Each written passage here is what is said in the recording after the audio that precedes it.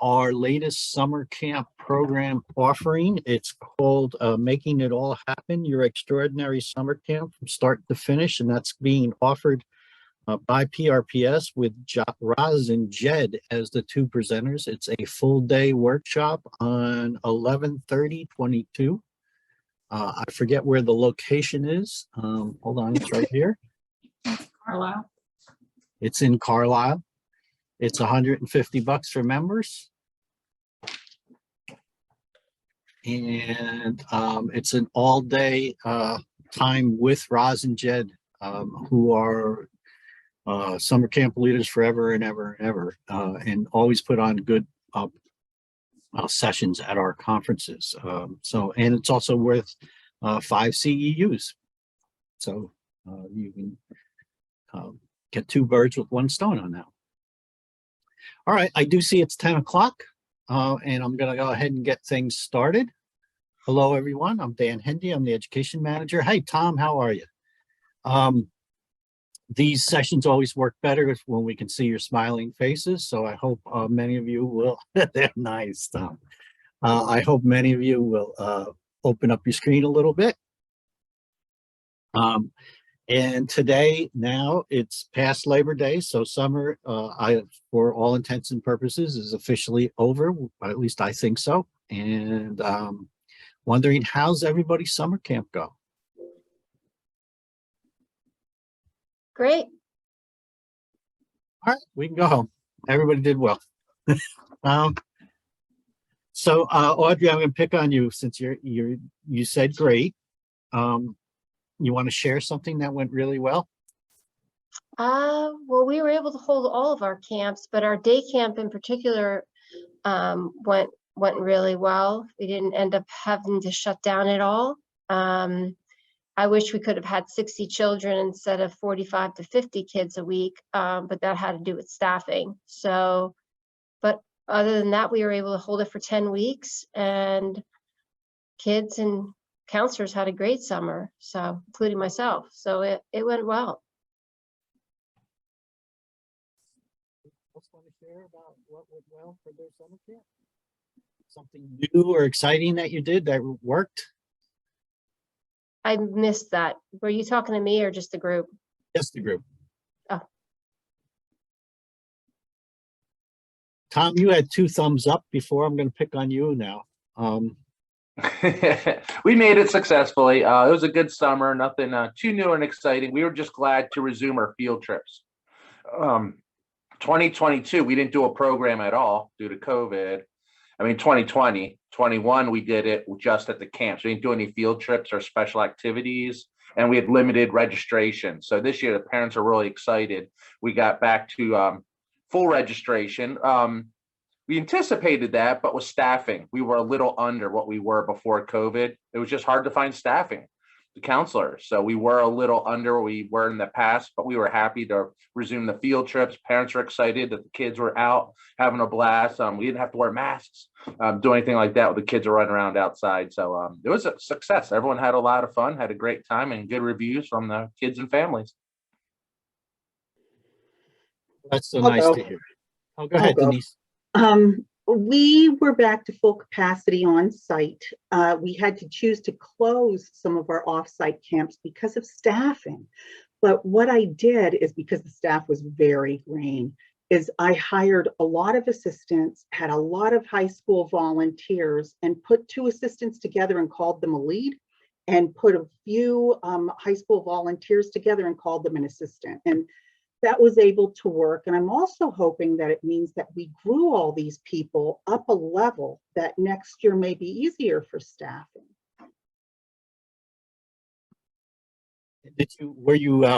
When you paired them together, did you like know them beforehand so you could consciously like put the talents together?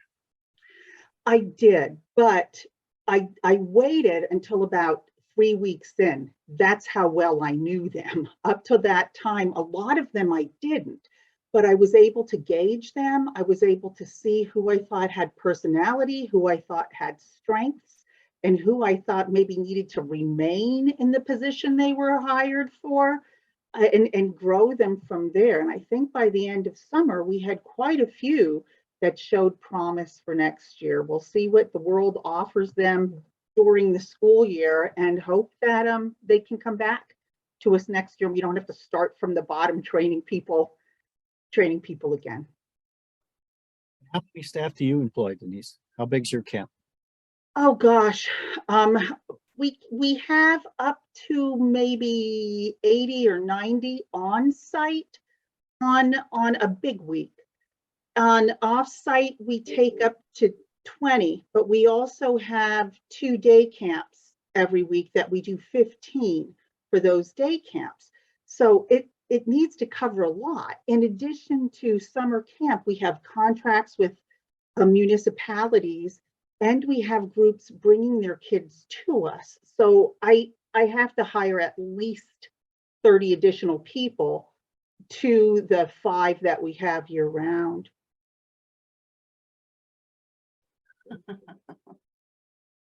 Wow.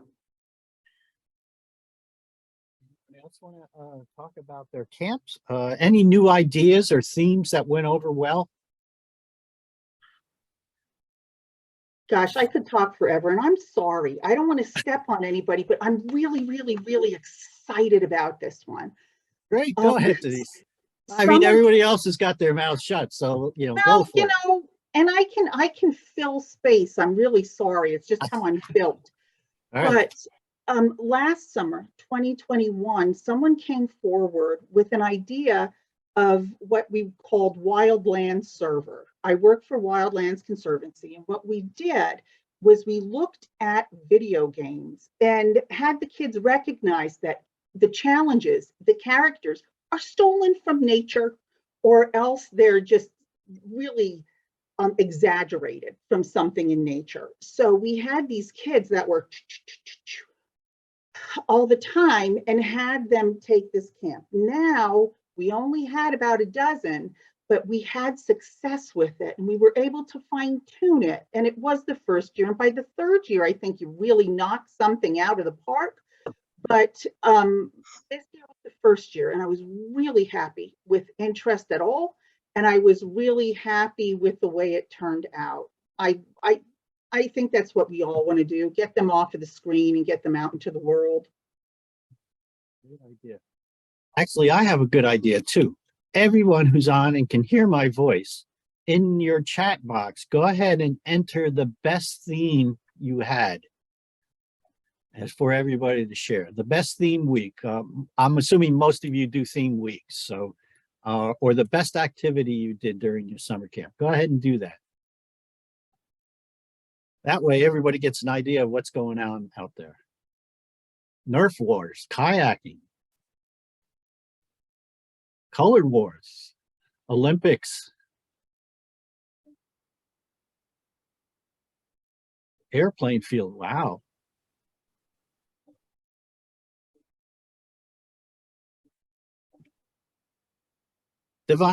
Devin, can I put you on the spot and talk a little bit about that? We just did it as our blast off to summer, so we did it on the first day. Our South Park Township has, or South Park, Allegheny County, South Park has an RC airplane field that's for the community to use. And there are a bunch of guys over there that run like an RC airplane club.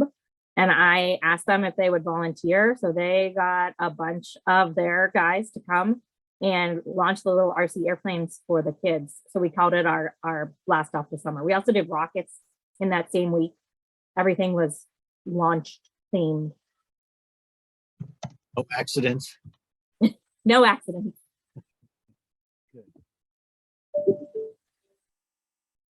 So, Emily Moore, you write Cop Camp versus Miles Park Camp. Would you mind explaining a little more about what that was all about?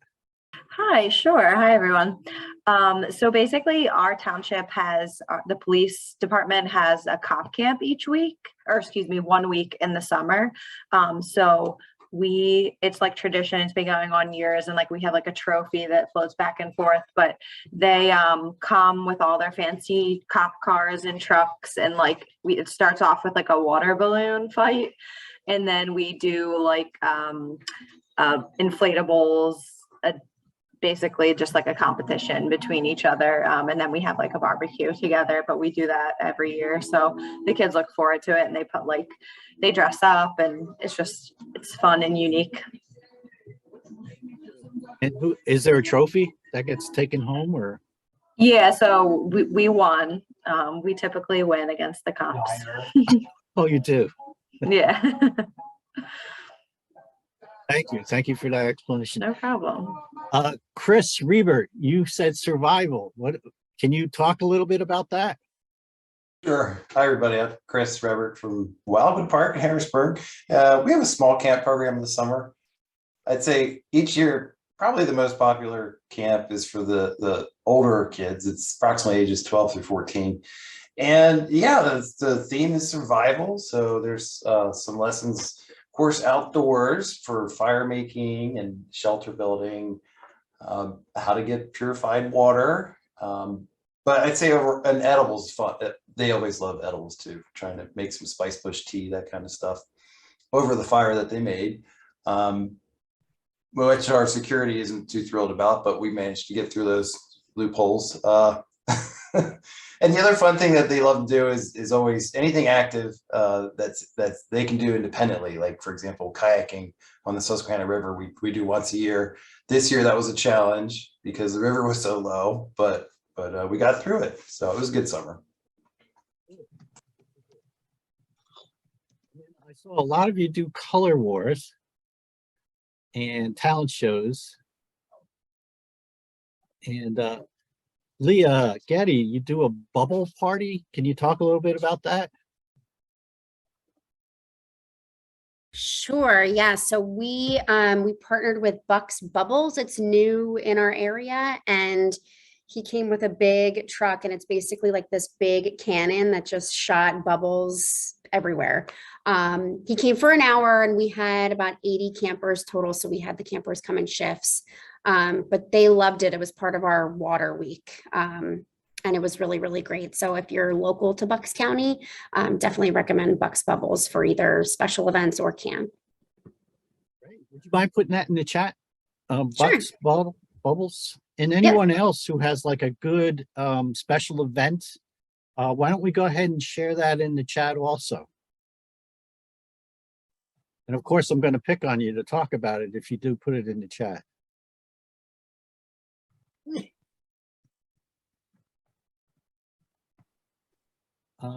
Let's see. Creek Heights or Camp Favorite. So Denise, I'm going to say it, Denise Bear or Denise Bauer. Bauer, you know, it's all those. Oh, this vowels. is Denise, of course. Yeah, it's all those vowels. It just messes everybody right up. There's another, I'm dealing with someone who spells the name the same way, and I think it's Bear. But anyway, Denise, what's the catapult challenge about? What we do at it's our science and nature camp. So they look at a lot of chemistry and physics and biomimicry in nature. And what we have them do is at the beginning of the week, they take a few craft sticks and rubber bands and a spoon, and they build that and they utilize that. By the end of the week, what we have them doing is having something large enough that they try to launch things into other people's camp space. And essentially at that point, we let them cheat because they never build anything big enough to do that.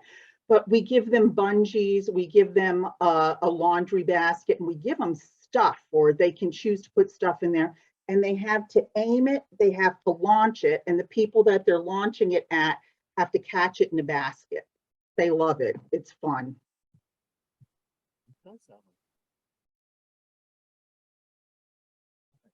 see. All right. Another question I know Nikki wanted me to ask was, were there any new games or challenges that you used that you think the rest of this group might be interested in hearing about?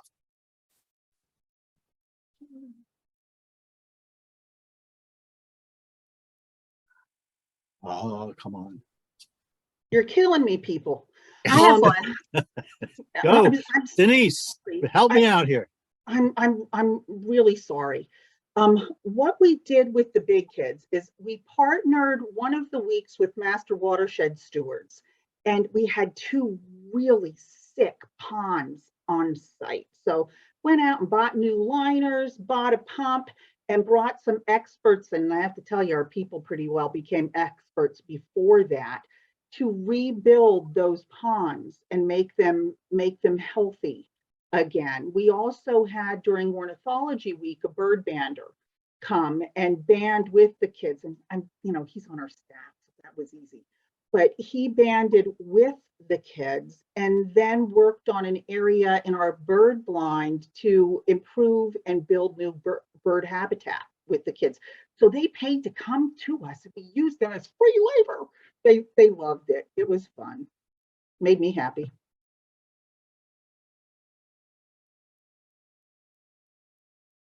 Let's see. Nicole, you're talking about slip and slides. Foam party slip and slides. From Pittsburgh Foam Party out of Kittatinny, I guess. You want to talk, Nicole? Can you give us a Sure. It's out of Katanning. We actually had them come last year as well.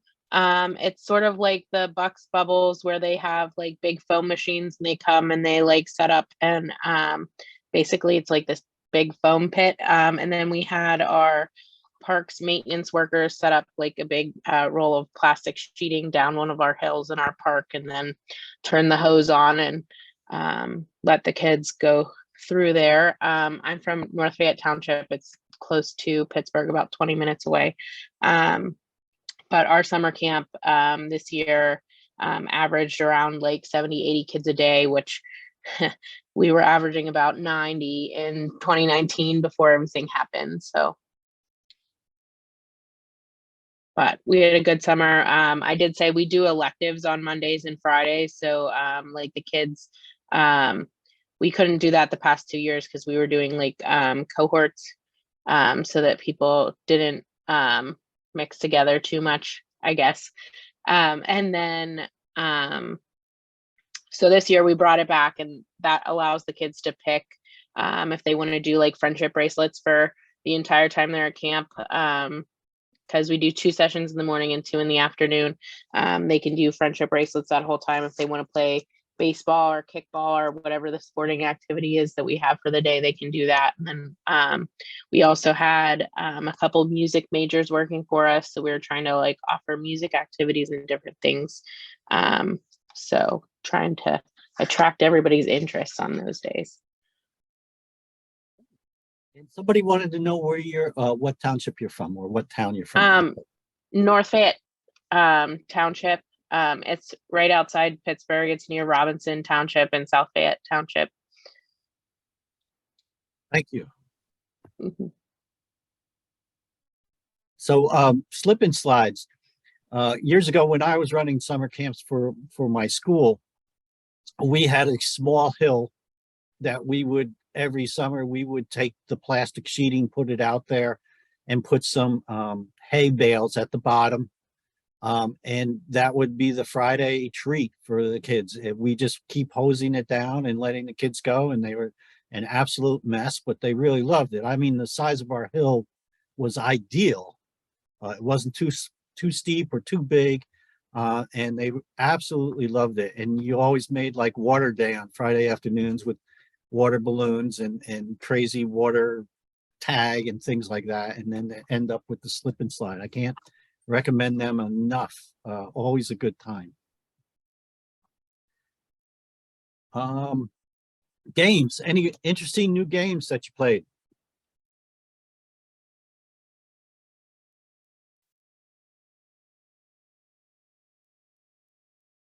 Anyone ever hear of the Mighty Scoop Noodle Challenge? You probably have it in different names.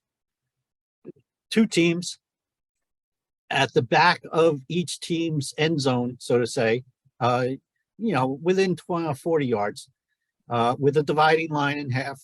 And then at the back, you put footballs, frisbees, and the noodles, pool noodles, so to say. And the idea is, and then you put some hula hoops in each other's territories. and the hula hoops are obviously safe spots. So you're fine as long as you're behind your line. And then you have to run to the other person's goal line, pick up a Frisbee, football, or noodle. Frisbees and footballs can be thrown to the other side. And the noodles have to be physically run. And the safe areas are the areas inside the hula hoops and behind your lines. The idea is to get all the noodles, all the objects to your side. And so you split the objects halfway through. So while you're trying to go get your things and bring them to your side, the other team is trying to get their things from your goal and bring them. This game goes on forever, and it's great. The kids love it. The Mighty Mighty Scoop Noodle Challenge, you make it, you dress it up, have a lot of fun with it. Again, you can pass, and you have to complete the pass with Frisbees and footballs. Otherwise, the objects go back to the other side. But they are allowed to pass those things as long as somebody from the other side can catch it, from their team catches it. So it's called the Mighty Mighty Scoop Noodle Challenge. We made, one of my teachers knew that game coming in, and we played it consistently all the time, had a great time. Great way to tire kids out too. My camp counselors came up with an idea that I thought was so clever. We're an outdoor camp for the most part, but we do have a cabin that we can go into on rainy days, but luckily we didn't have too many of those. But actually the kids wanted to play this even when it wasn't raining. So what we had is teams of 3, and we used 2 small, like Smurf size soccer goals in our cabin at the both ends. And instead of using hockey sticks, they used half noodles. And instead of using a puck, they used a wiffle ball. So the camp counselors were on the sides, kind of like ping pong machine, where they would like use a noodle and go like this. So the ball, they didn't know where the ball was going. And then they would like play 3-on-3. And then if their team got out, they had to leave the space, and the next team came in. So they wanted to see how many times they could win over all the other teams. And it just kept everybody engaged. I mean, the cheering, it was an awesome idea that they came up with. And they loved playing that. And they came up with their own little cool names for their 3-on-3 team. And it was just a blast. Nobody got hurt because they were using noodles. And the kids, when they were playing, would take off their shoes and socks. So they were playing barefoot. It's a good floor, so they were fine with that. But it was just a blast. So kudos to the camp counselors being creative like that. Thank you, Audrey. Anybody else have a good game?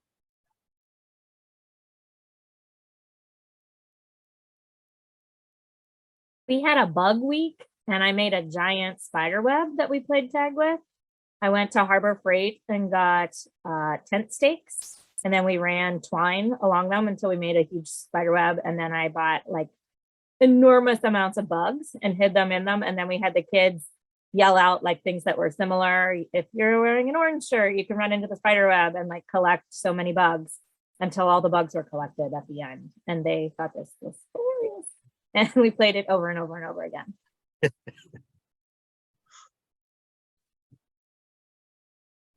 Okay, I am getting something in the chat here that I think we should talk a little bit about.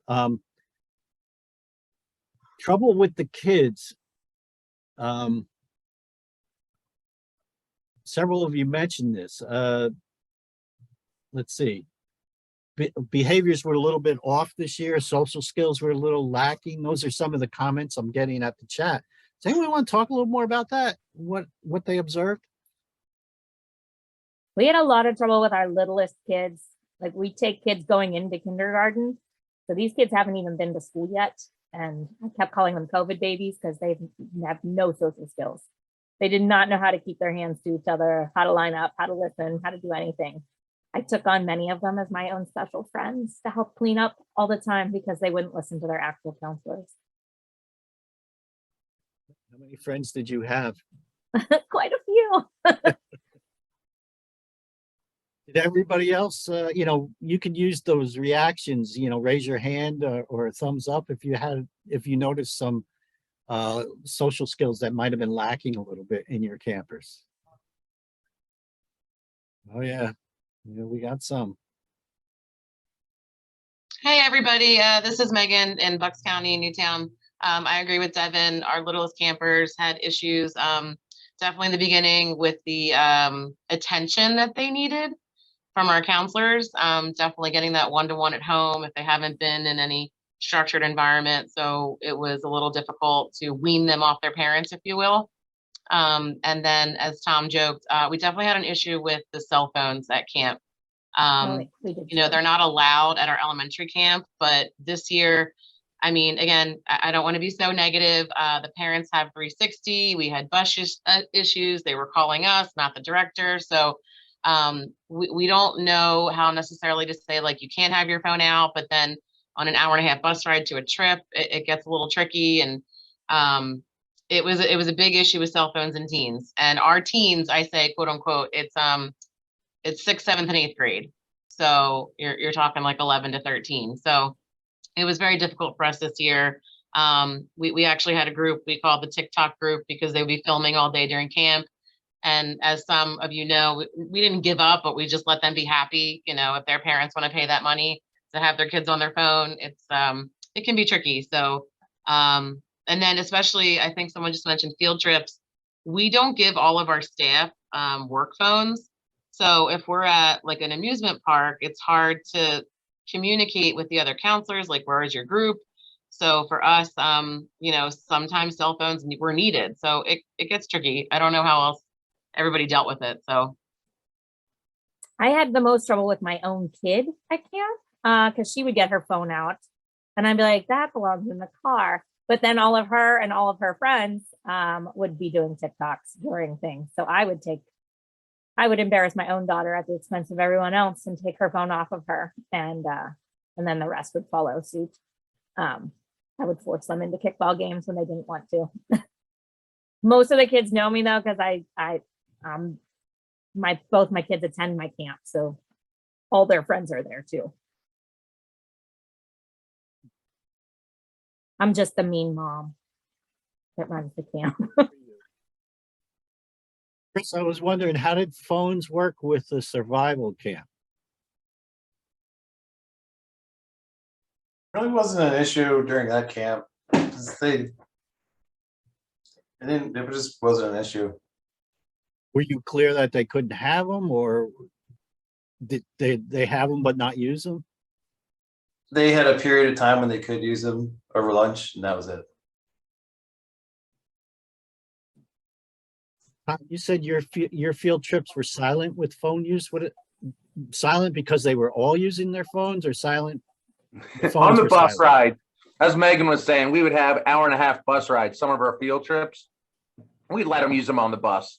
In past years, a bus driver pulls over on the turnpike, yelling at the kids. In the past, they're throwing, their friends' water bottles out the bus windows as we're going down the turnpike, or their hats or shoes or whatever. And we had great behavior due to the phones on the bus trips. But we would allow them. We go to Dorney Park or Hershey Park. We found that they were having so much fun, they generally weren't on them at the parks or the events, but we use them for communicating between different groups. If we were going to meet up for lunch, we'd break up into separate groups at Hershey Park, and then, but they would use them for that. But we found giving them that freedom with the teens and that little bit of respect, they appreciated that. And they didn't use it all the time. We based that on our counselors coming up with great activities. In the morning for our teen camp, we do mandatory activity in the morning where everyone had to participate in a dodgeball game or activity first. No phones, anything, get them running around, get them moving. Hey, this is actually fun. And then the rest of the morning, they would use them sparingly when they had breaks and everything. But we found that giving them some empowerment, they didn't abuse it. We were fortunate for that. But the little kids, no. The little kids, what was the age that you banned? Did you ban them for a young? We have a 5 to 12 program. That's our biggest program. And kids brought them, but we tell them to keep them in their backpacks. Some parents just wanted them to have it for safety reasons. If mom or dad couldn't pick them up and they needed to call, grandparents or something, they got along fine for years without them. But all of a sudden, some parents send them with them. And we just have them keep them in their backpacks because we tell them they're going to get wet. Someone's going to take it. Someone's going to spill paint on it. You're going to drop it in the creek. They were really good, but the teens, we kind of tested the waters because they have been home for so long with COVID, using the phones and communicating with friends. So we felt if we took that away 100%, it could be backfire and be disastrous and have mutiny on us. So we let them have it on a little bits here and there, and it seemed to work out fine for our teen camps, which are 13 to 15. That's how they socialize. That's how they interact with the world, and that's just a part of it. For our day camp, now mine's like Tom's, mine's only 5 to 12-year-olds. And ours, unlike Devin, we don't take kids unless they've completed kindergarten for reasons that you mentioned, that they don't have some of the skills to, especially with our park, we have to walk a lot. So they have to kind of be used to moving about and keeping a schedule and walking around. So we don't offer our camp until they've completed kindergarten. But as far as technology goes, I've never let technology be a camp. Even like little video things, I'm aging myself, but little computer games that used to be like the size of a small purse that kids used to play with. My kids were little. But even cell phones, like I don't allow them to have, if they do have them, I didn't know about it because they weren't out. Ours is more of an outdoor play, nature, and I make that known to the parents pretty regularly about how there's no technology. So I haven't had a problem like some of you have mentioned, but I also don't have a teen program. So I don't know what that's like to deal with the teen program with the buses, and I don't have field trips. So I don't have some of the problems you guys all have. Sorry about that. I have a fun story. I don't know if many of you run specialty camps along with your day camps. It was at one of our archery programs, and the instructor was, giving instruction to the one child, and he didn't like it. So he called his parent, and they come pick them up, and they left camp. So we're dealing with a lot of attitude, and I don't know if entitlement's the right word, but we definitely put out there like no technology, but these kids just have their phones on them. Like Tom said, like it's just, I don't, again, we can preface the whole camp with no technology, but some of them still have it. And, it was an interesting, example of how the parents are kind of, I guess, an issue as well, because they're not also on our side saying that the kids shouldn't have their phones when they're paying for an activity. And, this kid just didn't like what the instructor had to say. And it was towards the end of the day, and he just got picked up. So that was interesting for us. That's never happened before. We had that problem too. Like it would start raining, and we are rain or shine. I tell kids to bring rain boots and rain jackets on rainy days. And it would start raining, and like all the parents would show up. I'm like, what are you guys all doing here? Camp runs till noon. I don't know why you're all picking your kids up at like 11 o'clock. But they would text their parents, or their parents would just be at home and they would come get them. So our township is very much, I call it like stay at home mom city, because we run a 9 to 12 day camp, and it's really just to get the kids out of the house in the morning. But all those parents are mostly at home. So they'll just come get their kids if they feel like their kid doesn't want to do what they're doing that day.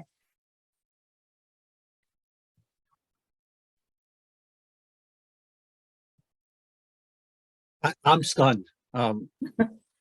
As you can guess from my age, my mom and dad didn't care where I was but I had to be home for dinner. That was about it. Otherwise I wouldn't have dinner. Do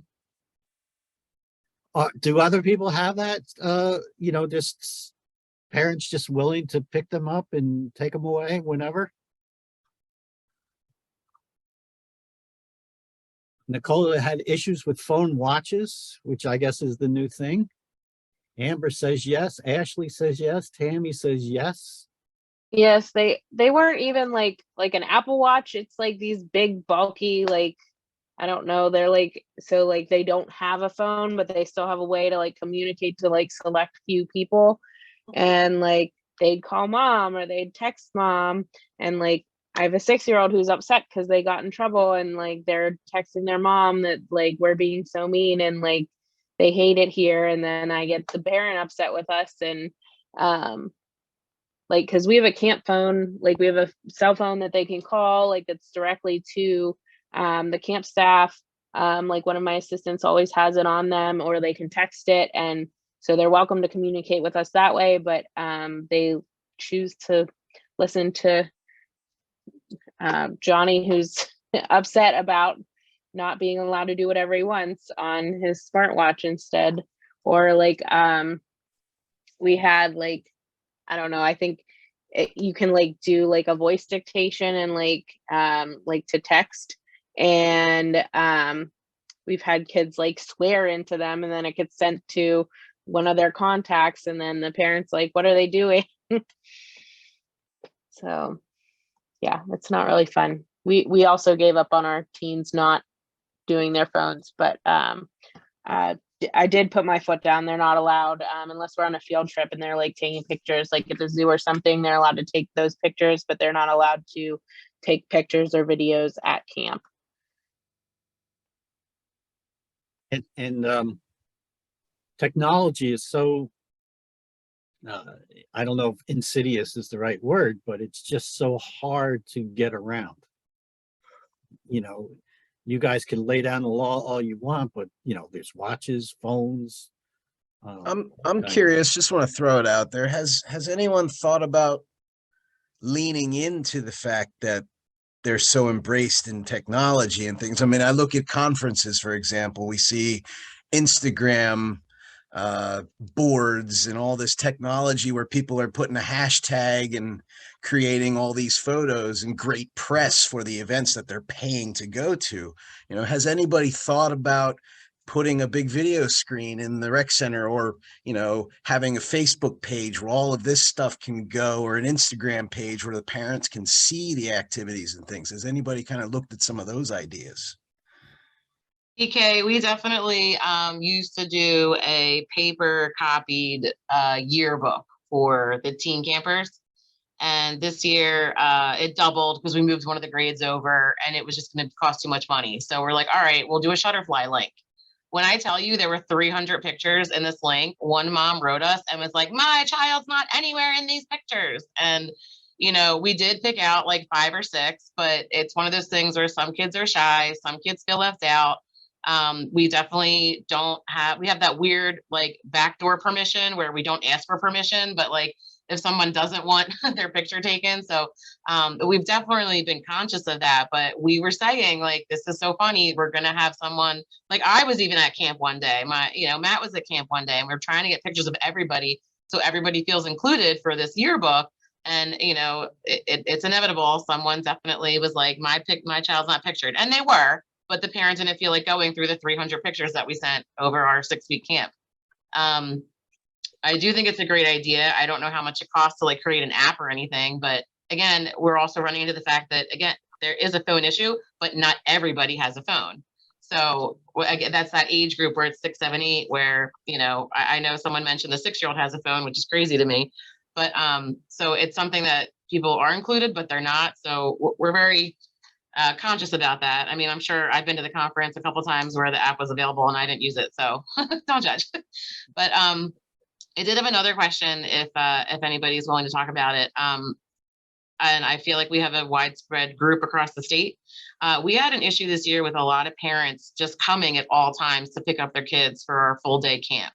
Like they didn't necessarily respect like our director's time. And it was like, oh, well, you know, they have swim practice Monday through Friday. So they're dropping off at 10 o'clock in the morning when they're in the middle of an activity, or, you know, our pickup starts at 3:15. Well, they would show up at like 3 o'clock and expect us to come out because they had to get somewhere. So I didn't know if other people have a policy with that. I mean, here's the thing, they're paying to come to camp. I get it. And we try to say, if you could make your appointments on like the outskirts of camp or like 4 o'clock, but this year I just felt like people didn't care about our schedule or our time. And I don't know if it's because like they were doing their own thing during COVID, but I didn't know if other people had a policy with that, with picking their kids up throughout the day. I mean, yes, they're paying for it. So I feel that's where we're stuck. I have them Oh, I'm sorry, Devin, do you want to go? No, go ahead. Yeah. I do have people do that, but they must let us know in the morning. And we make it a little difficult for them. They have to park, they have to walk up a path to get to the education center where we will bring the children to meet them, and the building's locked. So it's not very appealing. It's a little more difficult. So I found that it was saved for things like dental appointments and not so much swim lessons or sports. We didn't have a huge problem with it. We have a few kids, but again, I don't know if it's because I know everyone in these age groups. I run our Facebook page and it goes directly to Messenger. So I always tell the parents to use Facebook Messenger to get a hold of me. And I'm at the camp the entire time. So I have one that has I have one kid on the swim team and he always comes late. And the mom, I actually am friends with that mom. She'll just text me and be like, where are you at right now? Because we rotate our day through 3 stations over the 3 hours that we're there. So she's just looking for where her kid is at during that time period when she's dropping off. And yeah, I had some with doctor's appointments that just would text me and be like, oh, my kid is leaving early. Because I'm usually pretty super hyper aware of when people are pulling into our park that shouldn't be there during the day, because people don't use it a lot from 9 to 12. It's more in use in the evening. So if somebody's pulling in, they usually don't belong there unless they're picking up a kid. Kids, can you hear me? Yes. We actually allow our kids to get dropped off or picked up whenever they want to. So they actually call the park office and they tell them they want a child picked up, and then we make arrangements, but we do make it hard. Like, they have to park, the counselor has to meet them. It could take 15 to 20 minutes. So it's not always convenient if you come outside of our 9 to 3 window. But otherwise, Well, that's what was difficult, where we would go to a swim day or something and they would be like, well, can I get picked up at the pool? And it's like, well, now you have to take a counselor away from their ratio to go walk this child, to check out, because you can't let them walk by themselves. So, and I don't think parents will either care or, that was what was difficult. Like, we didn't want to keep having the director interrupted or, and you guys are right, make it hard. Well, we're really easy. We're at a school, the pickup's right there.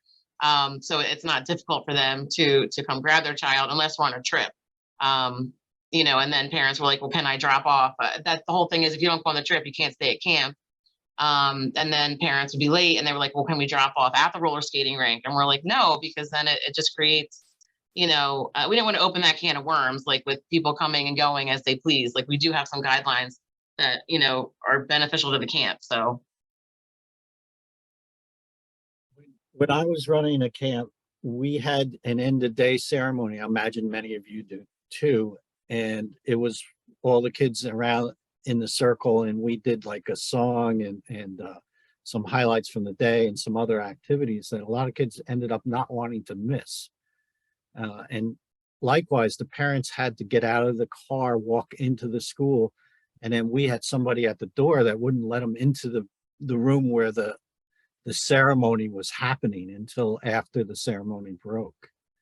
So it became this established part of the camp routine that parents ended up respecting. They would wait in the hall for it to be over, like a school day almost, and then we let them out altogether. Megan, we have a drop off at 8 a.m. to 9 a.m. and then a pickup from 3:15 to 4 or 3 o'clock to 4 o'clock. So when we go back outside for easy drop off and easy pickup. And then parents know they have my cell and they text me if they're going to be picking up or dropping off either earlier or later than the pickup and drop off times. And I also provide a schedule on Friday the week before to all parents to say, hey, we're at this park after 9 o'clock on this Wednesday. So they actually drop off at the park if they're going to be late that day. So it kind of makes it easier on us that they meet us where we are, or if they are picking up or dropping off outside those hours, they have to let us know or tell us the day of, and we kind of cater to what they need to do as well, of bringing the kid down from the classroom and meeting them in the lobby and whatnot. Ours is all outside, so we don't have a building or anything. I think that's why people just roll up to the park.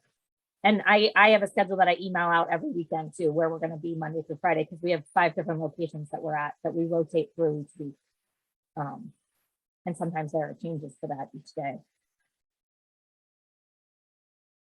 Does anyone have amazing drop off and pickup policies that they would share? Because that is the one place, at least during our first week, until all of our counselors know all of our parents, our drop off is what gets our most complaints, and our pickup, because we make everybody stand in a line to sign their kid out, and parents are mad because it's taking like 15 minutes because we took maximum amount of children this summer. So it took a really long time at pickup the first week.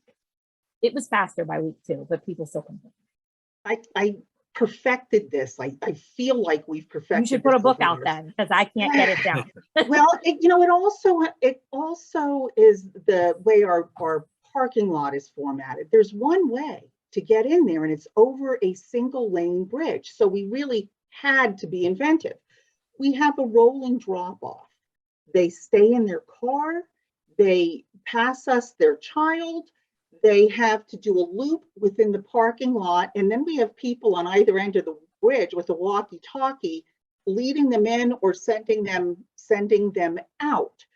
That works very well. I have people waiting near the drop-off point with me to collect the kids and escort them to the appropriate group.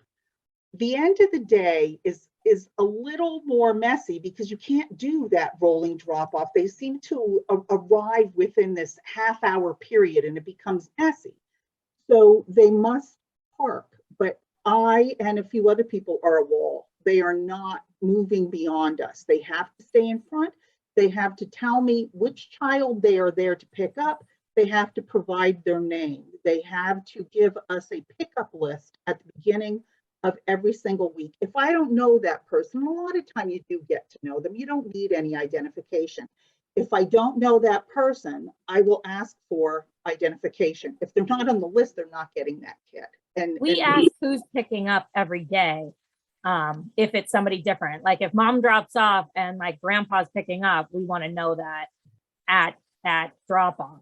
So we have all of our kids K through 6th grade, all dropped off at the same time. And I'm debating doing like a staggered drop off, but so many people have kids that span all age groups because we divide them into 3 groups. So I have my little ones, my medium kids, my big kids, all dropped off at the same spot, and then they go off into each of their 3 groups with their counselors.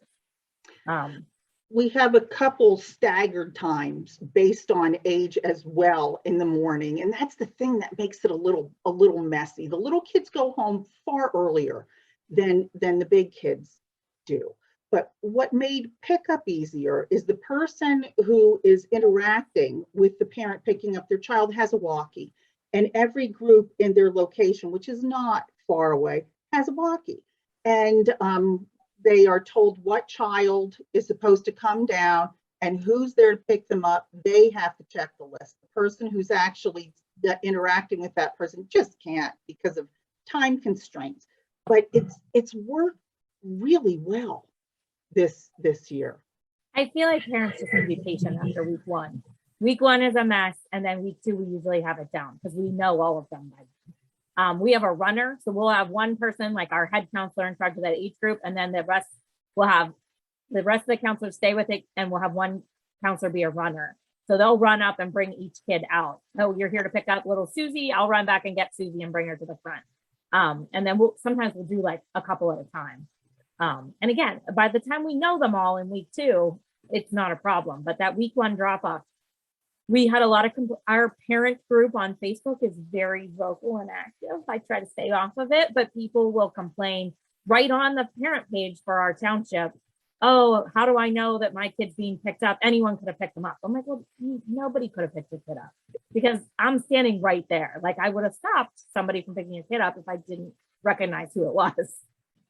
So Devin, do you have your parents sign their children out or whoever's their guardian that day? Yeah, like they're supposed to sign, they're supposed to talk to the head counselor and we'll check them off. Because we have in the morning, we signed the child in because they're giving us their child. So the parents come out, get out of their car, and it's Yes, kind we of check like them off on a where list. they loop around and then they leave. But when they have to get picked up at the end of the day, our pickups at the pool, if the weather's good, which majority of the summer was, they pick up at the pool, and I actually give them a card. It's not a pool pass, but it's a little white card, and they can have as many as they need, and that gets them into the pool area to pick up their children.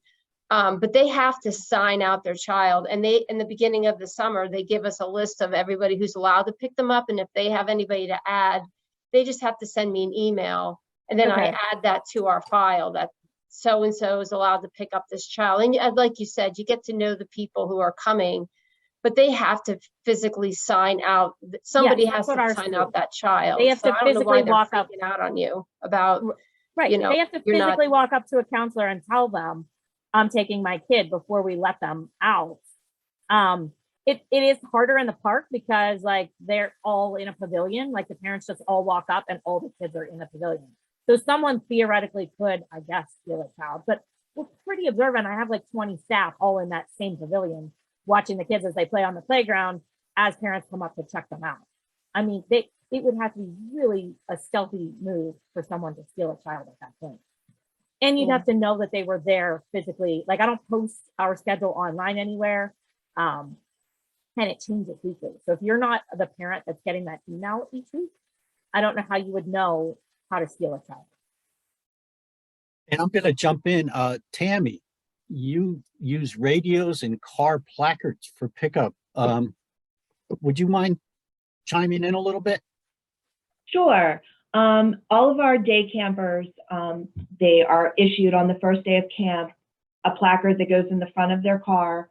It has to be on the passenger side so that when they come through the drive-through line, parents do not park, they don't get out, they just pull up, and we have radio. So we have 2 counselors that are standing out front, and then we have the rest of the counselors inside with the children, and they radio the names of the kids as the cars pull in. Now, assuming by then you know the parents or the pickup people by sight. Yeah, but the car placard also has their last name on it, so we know what kids they're picking up. I'm not sure our park is set up for a roll. Like all of our locations are different.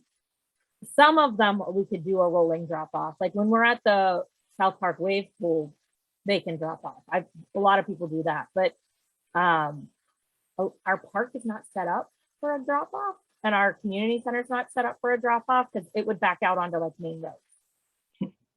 And it seems like it almost has to be, set up for your particular situation.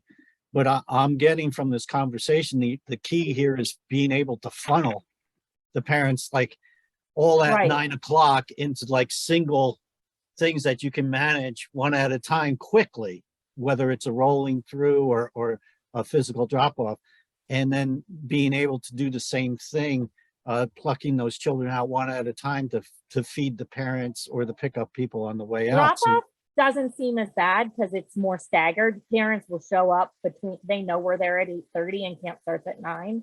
So people will start bringing their kids at like 8:30. And we'll take kids like starting at 8:45. And so they have that 15-minute buffer. At the end of the day, everyone wants to take their kid at noon. And they're all on their lunch breaks. I feel like a lot of parents are still working from home. They're on their lunch break. They don't want to waste 15 minutes of pickup time, but it took 15 minutes to drop them all off. 15 minutes didn't seem unreasonable to me to pick them all up. Yeah, definitely. While we were talking about pickup and drop off, and I know I'm recognizing there's only about 5 minutes left. There's been a side conversation in the chat about pay.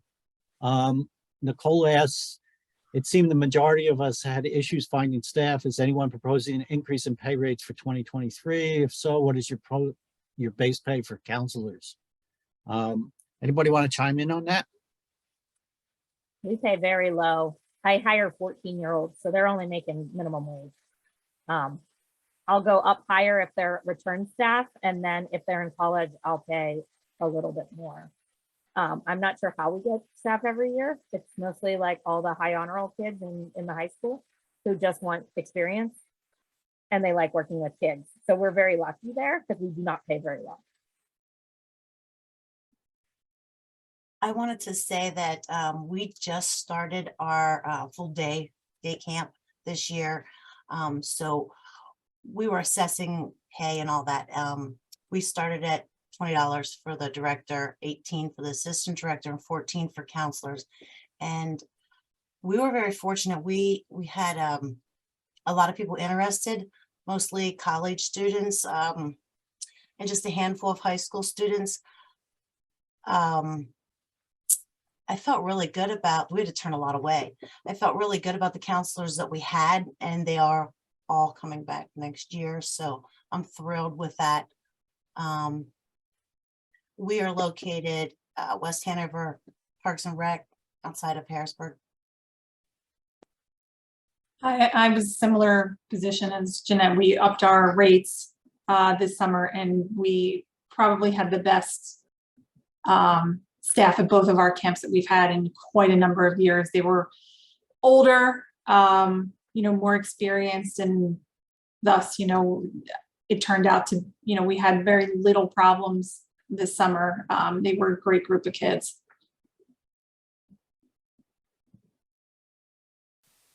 And just bouncing around here because the chat has been great, guys. Thank you. Excuse me. Ashley wants to know if somebody can get her a email of the placard example. So if anyone who uses placards could send it off to Ashley, or I'd love maybe that too. Same here. Maybe put it in the chat box if it's a file that shows it or something like that. That would be awesome. Again, Like at that. the end So of this, excuse me, at the end of this session, I will hit the record. It will be recorded. It'll be online. I will save the chat and also put that out to everybody when we're done, the links to the recording and the chat, so that you will have it all. I'm sorry, Devin, I didn't mean to step on you there. No, I was just saying our school uses placards, so I've seen that in action. But our school district also makes you get out of the car and stand there, and they just let the kids out one by one. We wanted to make camp seem different than school. So we talked about a lot today. Is there, and I do want to ask Tom one more question. How was the Chinese food, by the way? Teens are selfish by nature. They did not offer me a single egg roll or fortune cookie. Yeah, the car just showed up to the park. Car showed up. The guy jumped out with the bag. He just came walking. The kids are like, "Oh, there's our order." We're like, "What?" I would have called eminent domain and just taken something from it. There's lawyers involved and attorney. Yeah. I don't get paid enough to hire a lawyer, but our solicitor probably didn't want to get involved. We have a Wawa right next to our park. That's the funny thing. For teens, we walk them to the Wawa during camp to get a snack or something, but I guess I got tired of Hoagie Fest. Oh, well, we're trying to make it fun for them and special and unique. So certain things you have to laugh at. Yes, kind of very make a joke out of it. And it's a fun memory. Yeah, give them some independence and fun, but especially with the teenagers, they'll rebel against you quick. It's one for the book, Tom. That's what I used to say. Yep. It's all good. That's true. It's September now, and yeah, so it's in the rear view mirror. In the rear view mirror, you guys are all planning for next year. Yep. I'm sure we're going to have these roundtables again. We'll get started again probably around the beginning of the year, because we know that's when you guys actually start planning and hiring and getting your act together.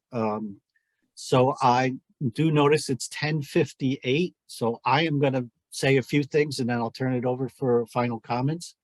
Again, I want to remind you that PRPS is holding a summer camp workshop with Roz and Jed, Making It All Happen, Your Extraordinary Summer Camp. And that's on 11/30/2022. So that's a perfect time for those of you who are thinking about zipping up your summer camp program or want to learn a little bit more with Roz and Jed. That's in Carlisle, PA this year. So Otherwise, I do want to thank each and every one of you for your input.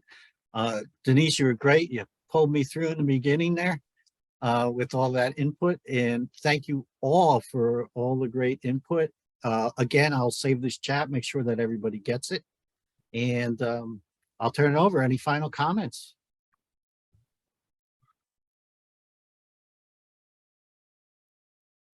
All right.